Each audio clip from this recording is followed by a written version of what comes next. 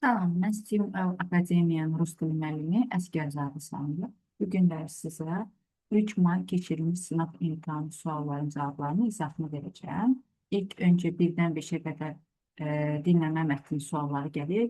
Mütləq və mütləq 2 dəqiqə isə vaxt verəcək suallarla tanış olun. Əks halda siz çətinlik çəkəcəksiniz sualların cavablarını axtarmaqda və altdan xətt çəkince isə daha rahat olsun. Gəlin dinləməni dinləyək və artık bu soruların cevabını aktarar. Очень красивое здание. Да, сядет сарай, творит счастье. Ты знаешь истории этого здания? Нет, знаю только о том, что дворец построен на средства нефтепромышленника, миллионера-мецената Муртуза Мухтарова. Baxın, 5-ci suala fikir versiniz. Kim bu? Murtuza Muxtarov, yəni kimdir? Və dinləmənin əvvəlində deyir ki, nefti bir daha biraz geriye verər və dinləyin. Çünki burada artıq bizdə Murtuza Muxtarov kim olduğunu istəyir. Avtomatik olaraq 5-də bizdə D variantı var. Amma yenə də verim, bir dəqiqə qulaq asaq. Очень красивое здание. Да, сядет сарай, творит счастье. Ты знаешь истории этого здания? Нет, знаю только о том, что дворец построен на средства нефтепромышленника, миллионера-мецената Муртуза Мухтарова. Və beləliklə 5-də D olur. Да.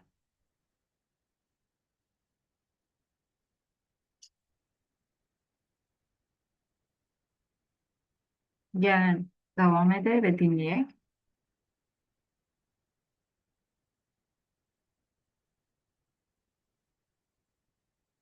Очень красивое здание. Да, сядет сарай, творит счастье. Ты знаешь истории этого здания? Нет, знаю только о том, что дворец построен на средства нефтепромышленника, миллионера-мецената Муртуза Мухтарова. Да, в 1911-1912 годах. И это не случайно. Ага. Baxın, burada 4-cü sualda deyir, ukarısı niyə nötrüdür? Yəni doğru olmayan, diyaloqun məzmununa doğru olmayan. Burada deyir, Dvorets был построен в 1914 году, amma əvvəl artıq dinləmənin əvvəlində 11-ci illərdən artıq söhbət gedir və bu avtomatik olaraq səhv variant olur. Ona görə 4-də də artıq A cavabı olur. Рассказывай. Мухтарову во время совершения турне по Европе с супругой очень понравилась архитектура Венеции. После поездки Мухтаров решил построить в Баку дворец в венецианском стиле. Дворец задуман и выполнен архитектором Иосифом Плошко, автором прекрасного здания Исмаилии. Şimdi birinci suala da baxın, кто является архитектором dvarca, yəni memarı kimdir? O котором идет речь в диалоге və dediyim kimi dinləmədə dedi arxitektor Iosif Ploşko. Ona görə avtomatik olur, bir də C variantı olur. В первые годы советской власти во дворце помещался клуб освобожденной Тюрчанки. А кем была жена его? Naxac по делам во Владивостоке. Buradan artıq digər də dinləyək, çünki deyir ki, Murtaza Muxtar познакомился с будущей женой, yəni gələcək həyat yoldaşını harda tanış oldu və burada deyir öz işlərinə görə Vladikavkazda olub, dinləyək. Кавказе познакомился с известным на Кавказе генералом. Была жена его. Находясь по делам во Владикавказе, познакомился с известным на Кавказе генералом Тугановым. Генерал пригласил состоятельного бакинца посетить его дом во Владикавказе. Там Мухтаров и познакомился со своей будущей женой. Və beləliklə biz anladıq ki, onlar Vladikavkazda tanış olublar və beləliklə ikinci sualın cavabı da Y cavabı oldu və dediyim kimi, məsələn 4-də var. Baxın, burada deyir ki, Liza была дочерью general Tuğanova deyilir, amma burada Niverna olaraq istifadə olunur. Yəni, ona görə avtomatik olaraq o biri sualları da mütləq və mütləq biz eşitməliyik, yəni cavablarını. Не дочерью генерала, Лизой. После возвращения из путешествия по Италии Мухтаров задумал построить для горячо любимой жены дворец, точно такой же, каким она восхищалась в Венеции. Он построен в готическом стиле, да? Да. Dvorец задуман и выполнен в духе французской готики. Baxın, 4-də avtomatik olaraq Y də olmaz. Bayaq demişdik, A variantı artıq burada səsləndirilir. Действительно красиво. Несмотря на всю красоту и необыкновенную архитектуру в истории этого здания, построенного для любимой супруги, произошло два больших несчастья. Одно из них произошло во время установления на верхнюю часть дворца скульптуры рыцаря. 20 января 1914 года, споткнувшись и упав, умер в возрасте 35 лет один из братьев Косоловых, Имран.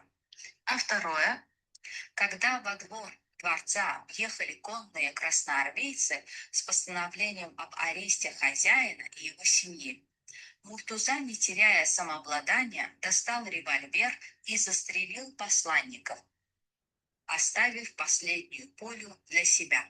И после такой грустной истории он является творцом ВКЗЧТ. Və dediyim kimi siz de sonda baxın, burada deyir orucu özü üçün də bir saxlamışdıq da, yəni. Ona görə də Murtuza Muxtarov застрелился, bu da tam doğru cavab olaraq olur. Və beləliklə biz artıq bütün sualların cavablarını bilirik, amma üçdədir ki, o чем идет речь в данном диалоге, yəni nə haqda deyilirdi bu dialoqda, nə haqda gedir söhbət və burada D variantı olur. Çünki sonda da deyir dворец бракосочетания və əvvəlində də bu haqda deyildi. Avtomatik ola birdə bizdə C oldu, 2-də oldu Y, 3-də oldu D, 4-də oldu A, 5-də də oldu D variantı. Və sonra keçirik mətninimizə və mətni mütləq hər zaman uşaqlara deyirəm, diqqətlə işləyin. Oxumağa ehtiyac yoxdur əgər sizin xarici dil olaraq bilginiz çox yüksək deyil. Çünki vaxt buna gedir. Suallar axtarılmış olanda siz avtomatik olaraq bir neçə dəfə oxumuş olursunuz mətni. Və gəlin baxaq 6.1-ə deyir ki, по профессии Даль был филологом. Və baxay Vladimir Dali был филологом или нет? Baxın, burada belə bir абзаца deyir ki, ведь он не был филологом профессионалом. Этим человеком владела безраздельная и благородная любовь к русской народной жизни и к живому родному слову. Və dediyim kimi, burada artıq o qədər, yəni əslində, yəni on не был филолог, avtomatik olaraq 6.1 bizdə B variantı gedir. 6.2-də deyir ki, при составлении словаря ему помогли друзья, yəni onun yaratmasına onun dostları yardımcı olmuşlar. Baxın, lüğətlə bağlı burada yazılmır ki, bəs dostlar. Burada həm birinci abzas yazır без помощников. Yəni, он составит словарь без помощников. Artıq ona yardım edən heç kim olmamışdı. Avtomatik olaraq 6.2-də bizdə B variantı olur.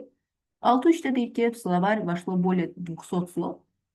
Biz bolее sistem keçmişik, daha çox deməkdir və tez-tez mətnlərdə rastlaşdığımız bir sözdür, menyə daha az deməkdir. Biz də baxırıq, baxın, rəqəmlə əgər siz ümumiyyətlə heç bir yerdə görməmişsiniz, onda bu yazılıb hərflərlə və burada yazılıb ki, bolее 200 тысяч слов, 200 тысяч, yəni 200 min olaraq, burada 200. Ona görə avtomatik olaraq 6.3-də bizdə B variantı olur. 6.4-də deyir ki, Vladimir Dal был великим знатоком крестьянской жизни və gəlin baxaq, burada səhv etməsin, burada vardı. Baxın, Vladimir Dal был страстным собирателем русских слов и великим знатоком народной крестьянской жизни. Avtomatik ol, bu doğru variantı, yəni inkar falan da yoxdur cümlədə. 6.4-də bizdə A variantı oldu. Gəldi 7-ci suala. Deyir ki, укажите близкое значение слова кладезь, подчеркнутого в тексте. Biz də baxaq, bu kladis hardadır? Bəzi uşaqlar tərcüməni sinonimlar gələ bilərsiniz çoxluca. Sinonimlə problem varsa cümləni oxuyun, hansı cümlədə. Cümləni tam oxuyun ki, bəlkə bizə bir yardımcı ola bilər.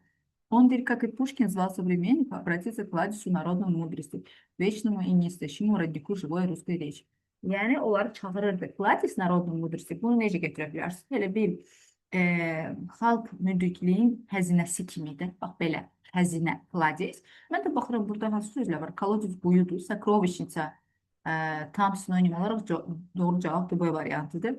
Lekskeç, lekska значение mənadır, slovar da lüğət. Avtomatik olaraq B variantı doğru cavab oldu. 8. Baxın, diqqətli olun bu tipli cümləni tamamlamaqda və yaxud da hansı sual cavabı axtardı. Lишнее artığın siyatiyə gedir. Словарь Дарья, это энциклопедия русской народной жизни середины 19 века. Və mən də baxıram, buradan başlayıram bir axtarma. Baxın.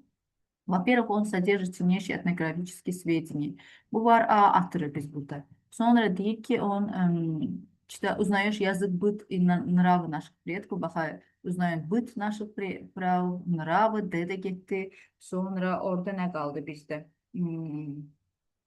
Avtomatik olaraq bütün variantlar sizinə getdi orada və bizdə ancaq qalır, bax, sonuncu variant, E variantı. Deyir ki, потому что Даль составил свой словарь без помощников. Biz də onun onsuz yaradıb, amma yəni bununla bağlı orada yoxdur, yəni niyə iminə bu cümləni tamamlayanda, yəni bu həmin cümlə orada yoxdur. Ona görə avtomatik olaraq 8 bizdə E variantı olur. Gəldi 9-a deyir, что соответствует содержанию текста. Yəni mətnin məzmununa, yəni uyğun olan nədir? Mesela birinci cümləyə baxın, bayaq da biz var idi burada. Словарь Владимира Дали, это тот человек, который содержал более 200 слов. Amma burada 200 tысячdir, avtomatik olaraq səhv variant olur. Burada mətnin məzmununa uyğun olan. Sonra дальше bizdə deyir ki, он хотел привлечь внимание интеллигенции к богатству народного языка. Əslində variant elə budur, amma gəl obralarda baxaq. Vladimir Dali не был знатоком христианской жизни və mətnin içində baxaq.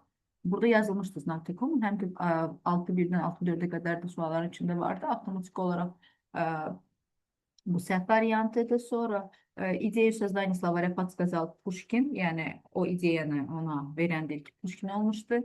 Burada deyim, mətnin məzmununa uyğun olan, yenə dediyim kimi bu haqda yəni deyilmir ki, yəni o ona bu ideyanı verib. Sonra Y-də deyir ki, эти слова разделил прошлое и настоящее русского языка. Burada diqqətli olun, bəzi uşaqlar düşünə bilərlər, bəs bu Y variantıdır. Разделил, yəni böldü deməkdir. Amma burada yazıb ki, эти слова стал мостом между прошлым русского и mostum artıq körpü oldu. Orada bölmədən söhbət gedə bilməz. Avtomatik olaraq bizdə burada doğru cavab oldu bu. On хотел привлечь внимание интеллигенции к богатству. Yəni xalq dilinin zənginliyinə istəyirdi diqqəti də şey eləmək, yönəltmək. Və burada baxın, он как Пушкин звался обратиться к кладезу народной мудрости, к вечному настоящему языку, родной, живой rусской язык. Əslində elə onun zənginliyi şeydə, onun varlığına, zənginliyinə söhbət gedirdi. Avtomatik olaraq burada dediğim kimi variant oldu bu variantı. Onda deyir ki, yukarısı niye vermir утверждение ya doğru olmayan. Bir de deyir ki, выделено в первом абзаце, bak первый абзац birinci abzatsa относится к мужскому роду. Mən də baxıram, birinci abzatsa slavardı. Doğru da арьярна, мужской род, все правильно. İkide deyir ki, синоним слова родник, в тексте является источник. Bu doğru olarak eğer siz sinonimlarda öğrenirsiniz, doğru cevaptır. Dediyim kimi, əgər bilmirsə, yenə cümlədə oxuyun və sizə daha rahat ola bilər onu tapmağa. Üçüncüdə deyir ki, Vladimir Dali прожил 53 года. Rəqəmlə də görürsünüz, yoxdur. Bir də oxusaz ki, baxsaz, ümumiyyətlə 53 ilə onun yaşamağından söhbət getmir, neçə il yaşadığından. Ona görə nə idi burada? Yoxdur. Sonra 4-də də deyir ki, выделено в третьем абзаце слово употреблено в прямом значении. Прямое значение həqiqi məna. Baxaq, hələ burada nə deyirlər? Hə, 3-cü abzatsda, baxaq, 3-cü abzatsımız bizdə buradadır. Baxın, most.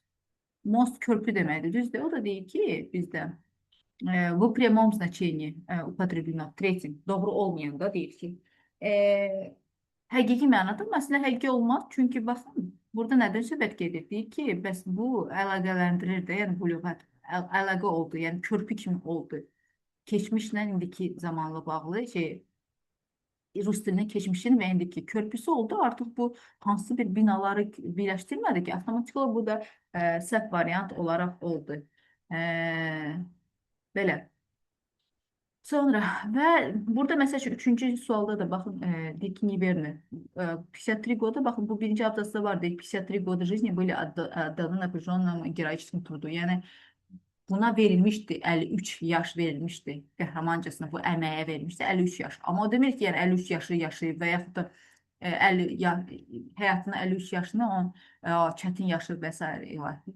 Və ona görə dedim ki, yəni ki, daha çox yaşayıb, yəni çünki doğulandan artıq bu lüğəti həyata gəldikdən sonra, yəni onu yaratmaz deyə avtomatik olaraq bu variant da səhv variant kimi götürür. Yəni onda da 3-4 səhv variant olur. Gəldi Petergov. Baxaq, bu Petergovda bizdə nə var? Dediyim kimi, yenə də mətn ilə tanış olmaqdansa, mütləq sualları axtarın. Mən həmişə deyirəm, birinci qapalı suallardan başlayın. Məsələn, 12, 13, 14. Sonra variantları keçin, verna, neverna və avtomatik olaraq sonra axırda da 15-ci açıq sual yazın. Çünki o biraz daha vaxt insandan ala bilir. Gəlin 11-1-ə baxaq. Deyir ki, Petergov расположен на берегу Финского залива. Bir də baxaq, Petergov расположен на берегу Финского залива. Yəni bir buradan artıq axtaraq, hardadır? Baxaq, величественный изысканный Петергоф расположен на берегу Финского залива. Автоматик olaraq bu A variantı doğru oldu. С 1990 года парки и дворцы города стали входить в состав архитектурно-художественного музея Петергоф. Mən də baxıram, bu il yəni burada varmı? Yəni bəlkə də bu il belə yazılmayıb, yəni rəqəmlərlə yazılmayıb. Baxın, с 1990 года было принято решение, что парки и дворцы города включили в состав arxitektür. Baxın, burada inkar heç bir şey yoxdur da. Sadəcə cümlənin olması biraz fərqli ola bilər, amma yəni eynidir. Yəni было принято parki стали входить в состав. И avtomatik olaraq burada dediyim kimi doğru cavab olanı götürürük, A variantı götürürük. Sonra 11.3'te deyik ki, главный фонтан Петергофа находится в Коломенском парке. Mən də baxıram, bu 11.3-də nə deyir bizdə? Главный deyir fontan. Bu artıq avtomatik olaraq burada B variantı olur. Главный fontan находится deyik ki, bu Kolonitskом parki. Tənbəl eləmədən buradan artıq biz başlayırıq baxmağa. Baxın, Главный fontan Peterburg'da. Biz də baxayıq bu fontanla bağlı harda var. Царские дворцы, настоящий время музей, потом купание отдыха, дворец, большой дворец, перед которым бьет главный фонтан. Bakın, Peterburg'da есть нижний парк и верхний сад. Böyle bir şey değil burada. Ve главный постройка верхний сада Peterburg. Artık dediğim gibi avtomatik olarak sap variantı olarak görüyoruz. Главный фонтан Peterburg'da. Где уже он, перед которым bьет. Onun önünde. Artık avtomatik olarak dediğim ki 11.3 sap variantı olarak götürüyor. 11.4'te dedik ki Park Araniyembo находится в самом центре Peterburg'da. Tam onun mərkəzində yerləşir. Biz də baxayıq 11.4'də onun mərkəzində yerləşir. Park Araniyembo. Və baxaq bu parkla bağlı harda bizdə deyilmişdim. Park Araniyembo. Bakın park naходится вдали от основного комплекса. Vdali artıq əgər mən bilirəmsə, yəni uzaqda deməkdir kompleksdən. Avtomatik olaraq bu bizdə sub variant götürür. Sadəcə biraz tərcümə bilsiniz, biraz da sinonim, antonim var. Bilsiniz, yəni çox rahatlıqla tapa bilərsiniz.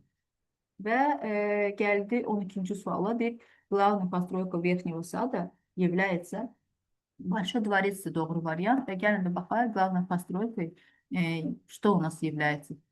Baxın, главной постройкой верхнего сада и всего комплекса является большой dvarец. Çox rahatlıqla tapmaq olar. E variantıdır. Bəzən də baxın, burada cümlə başlayır главной постройкой. Amma bəzən bu главной постройкой cümlə bu cür yerə başlamaya bilər. Yəni, hansı cümlənin içində də ola bilər. Gəldi 13-cü suala. Deyir, 13-cü sualda deyir ki, на какой вопрос можно найти ответ текста? Yəni, bu sualın cavabını tapa bilərik. Baxın, burada C variantı deyir ki, откуда поступает чистая вода фонтана? Yəni, hardan gəlir təmiz su? Откуда? Bu Peter və biz də baxaq. По этому искусственному каналу bu фонтана поступает чистая вода. Yəni, bu süni kanalına поступает чистая вода. Avtomatik olaraq cavab olaraq, yəni bizdə bu sualın cavabını tapa bilər C variantıdır. Məsələn, burada deyir, injiner vada. Ümumiyyətlə, injinerlə bağlı var idi burada.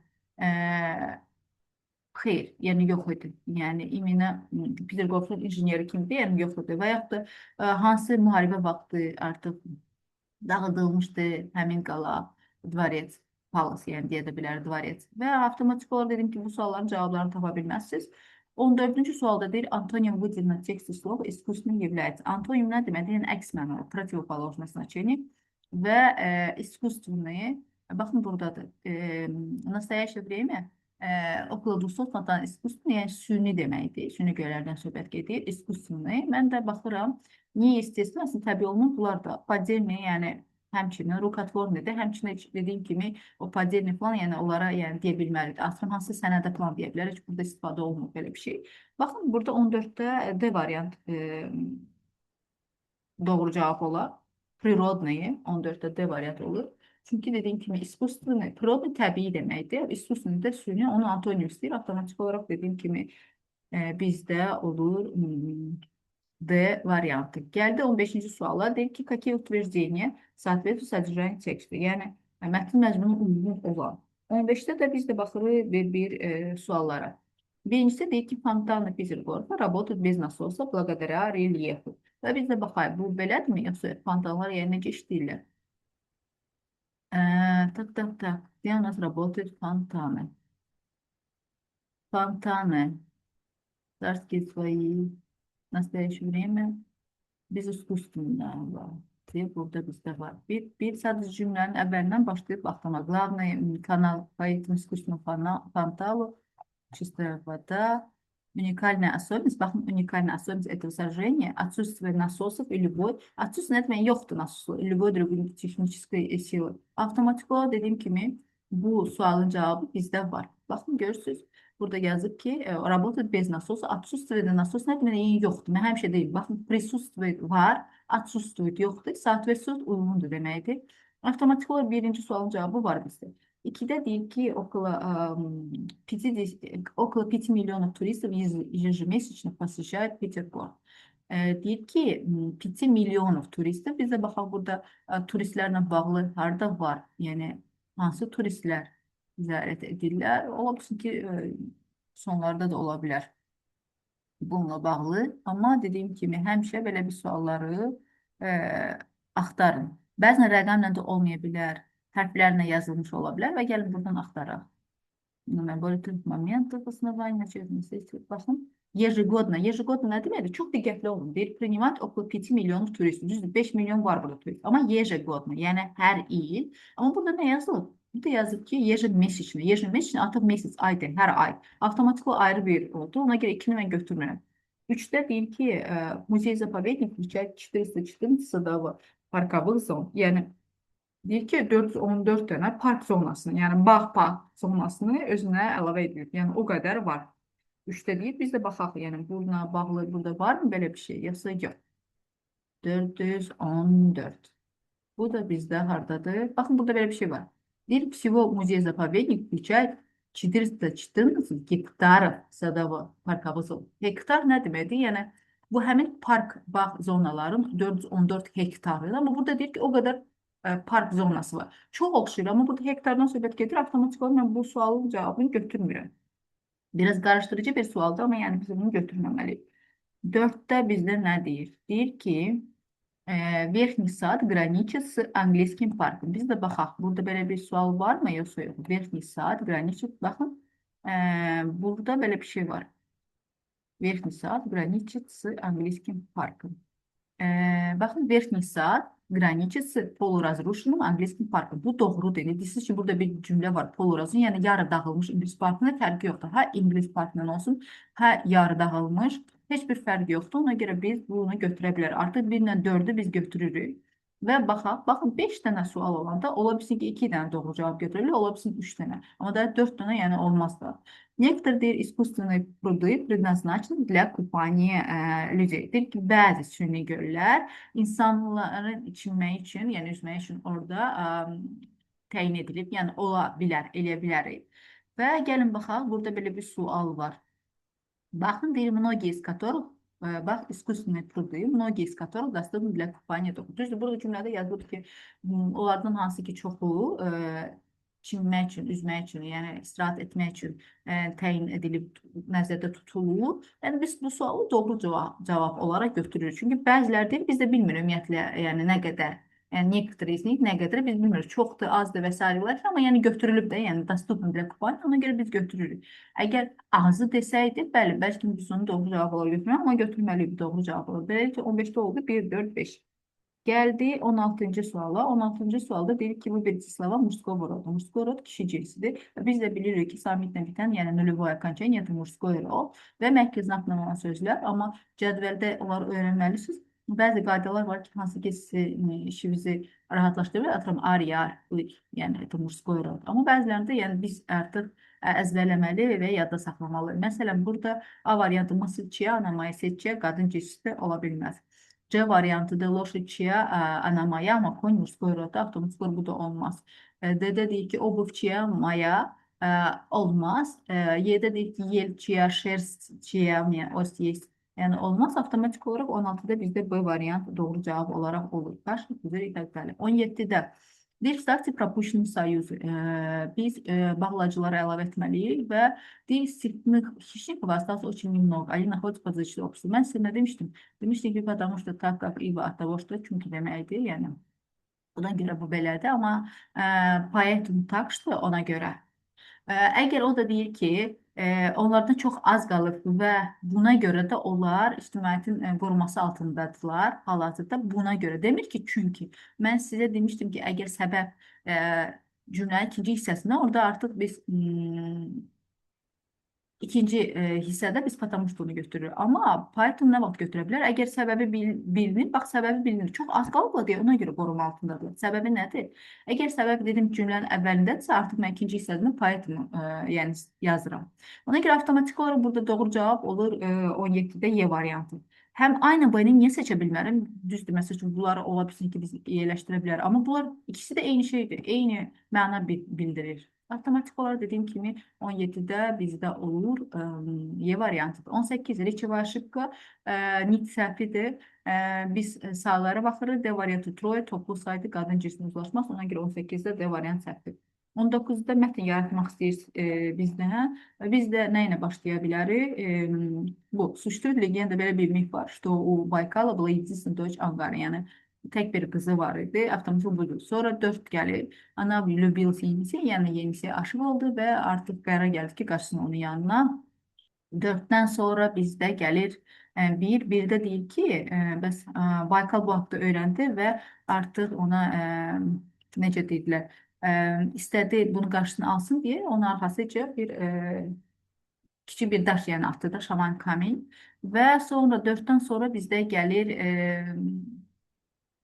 5. 5'te de ne deyir? Deyir, sonra da onun arxasıca necə deyirlər, İrkutu göndərdi və sonra da Anqaranı necə deyirlər, yazlığı gəldi Anqaraya. 5'ten sonra da bizdə gəlir 6. No, Anqara yəni daha başladı qaçmaya yenə də və axırda da 2 Anqara Yenisi ilə görüşdü və artıq onunla da davam etdi, yəni yaşamaya başladı. Avtomatik olaraq dediyim kimi yəni onunla getdi də, yəni Y variantı doğru cavab olur avtomatik olaraq. Sonra 20'də deyir, yukarısı çislisinə, yəni sayı qeyd edin. Hansı çislisinə ola bilər bizdə burada? Baxın, peta qatına 5'lik bunlar deməkdir. Bunlar çoxu hamısı isimlərdir. Bizrom, yəni dedim ki, zərflər. Hər tərəsi toplu saydır. Dvoye, troye, четверо, пятеро, шестеро. Avtomatik olaraq 20 bizdə A cavab olur. Belə. Esse sualları 2 sualdır. İstənilən sualı seçib biz yazırıq. 150-200 limit arasında sözdür. Ведь часто говорят, что правительство тратит слишком много денег на проект по защите природы, в то время как есть другие, более важные проблемы. Вы согласны с этим или не согласны? И ikinci sual diyor ki, в будущем, по мере того, как машина заменит многие задачи, которые мы выполняем дома и на работе, у нас будет больше много свободы времени. Какие преимущества и недостатки этого факта? Dediğim kimi, burada artıq bütün maşınlarda söhbət gedir. Yəni, çoxlu məsələləri həll edirlər, onlara əlavə edə bilərlər və biz artıq öz işimizdə daha çox iş görə bilərik. Yəni, bu sualı daha məntiqli olar, daha çox bir şey yazmaq olar. Amma bu suallarda ki, tez-tez yəni deyirlər, atıram, bizim nə deyək, atıram, qorumayla, bizim hakimiyyətimiz elə bir daha çox pul test edilir ki, daha çox pul xərcləyirlər təbiətin qorunması üçün müdafiəyə o layihələrə. Amma daha başqa çox vacib, yəni məsələn problemlər var. Siz buna razısınız, yoxsa razı deyilsiniz? Yəni siz öz fikirlərinizi deməlisiniz. Bəli, razıyam və yaxud da razı deyiləm və s. Amma ümumən əgər götürsək, yəni bu sualın cavabı da rahatdır tapmağa. Məsəl üçün düşünmək olar ki, yəni bəli, buna razı, çünki əsasən də hal-hazırdakı vəziyyətdə təbiət daha çox önəmli bir faktordur. Yəni insanın daha sağlam yaşamaq üçün və daha yaxşı təmiz hava almaq üçün və s. Dediyim kimi istədilən sual seçib biz esseni yazırıq. Belə, bu qədər.